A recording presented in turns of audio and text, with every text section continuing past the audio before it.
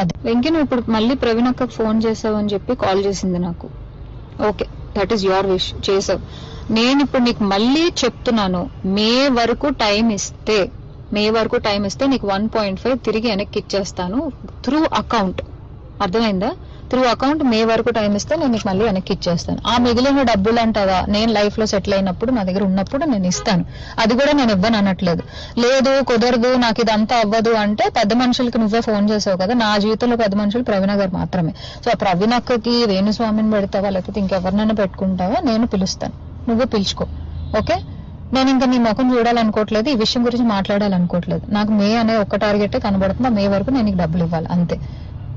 లేదు కుదరదు కాదు అంటే నేనే పెడతాను హెరాస్మెంట్ కేసు. ఎందుకంటే మా అక్కని ఇన్వాల్వ్ చేస్తున్నాడు, మా మమ్మీని ఇన్వాల్వ్ చేస్తున్నాడు, లేకపోతే మా ఇంటికి వస్తానంటున్నాడు. అసలు నా పర్మిషన్ లేకుండా నువ్వు మా ఇంటికి రావడం ఏంటి, లేకపోతే నేను మీ ఇంటికి వెళ్ళడం ఏంటి? ఇంట్లో వాళ్ళు ఇన్వాల్వ్ చేసుకోకుండా నువ్వు నేను మాట్లాడాలి, నువ్వు నేను సాల్వ్ చేసుకోవాలి అంటే నా వైపు నుంచి ప్రవీణ్ అక్క వేణుస్వామి మధ్యలో కూర్చుంటారు. మే వరకు నేను ఆ డబ్బులు సెటిల్ చేస్తాను. అది